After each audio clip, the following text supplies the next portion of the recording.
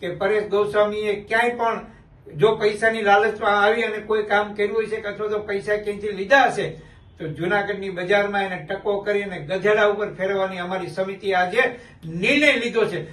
જય જવાન જય કિસાન.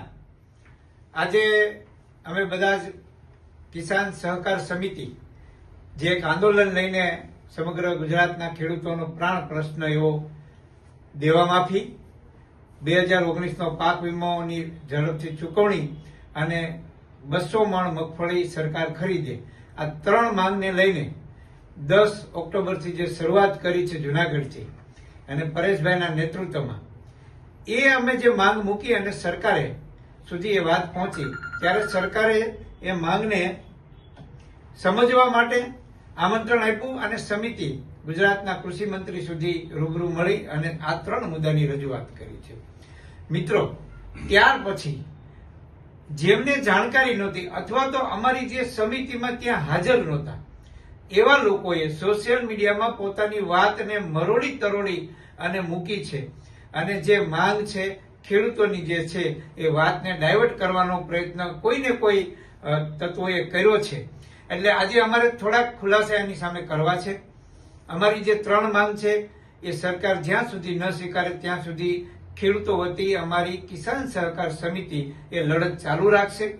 પણ પરેશભાઈ ઉપર જે આક્ષેપો થયા છે કે તમે ગાંધીનગર જઈ પડીકું લઈ લીધું, કોઈએ 25 લાખ રૂપિયા લઈ લીધા, એવા ખુલ્લેઆમ મેસેજો અને આક્ષેપો કર્યા છે.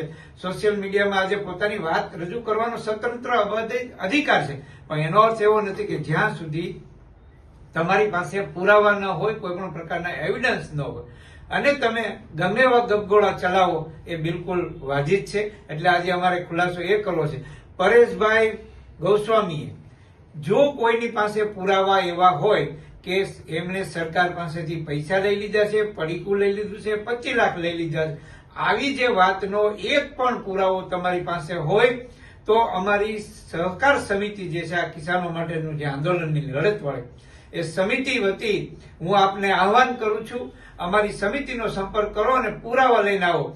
હું ડંકાની ચોટ ઉપર કહું છું સમિતિ વતી બધાને કે પરેશ ગોસ્વામીએ ક્યાંય પણ જો પૈસાની લાલચમાં આવી અને કોઈ કામ કર્યું હોય છે કે અથવા તો પૈસા ક્યાંયથી લીધા હશે તો જુનાગઢની બજારમાં એને ટકો કરી અને ગધેડા ઉપર ફેરવવાની અમારી સમિતિએ આજે નિર્ણય લીધો છે. પણ એ પહેલા આપને પણ કહી દઉં છું કે વાહિયાત વાતો કરતા પહેલા પુરાવા સાથે રજૂ કરજો. ગાંધીનગર ગયા છે તો સરકારના મંત્રી સાથે બેઠા છે, 1 by 1 વાત થઈ છે. 3 મુદ્દાની મુખ્ય માંગણી હતી એ અન્ય જે ખેડૂતોએ પોતાની વાત પણ ત્યાં રજૂ કરી છે. ફરી કહું છું, પુરાવા સાથે અમારી સામે આવી જાઓ. સમિતિ સામે પરેશભાઈને બાજુએ અમે રાખશું, તમે પુરાવા આપો અથવા તો તમારી પાસે જે કાંઈ એવિડન્સ હોય એને લઈને આવો. અમે ચોક્કસ પરેશભાઈ ઉપર પણ એક્શન લેશું. કોઈ ગદ્દારી કરી શકે એવું આ સમિતિ નહીં ચલાવે ને નહીં ચલાવે. ધન્યવાદ.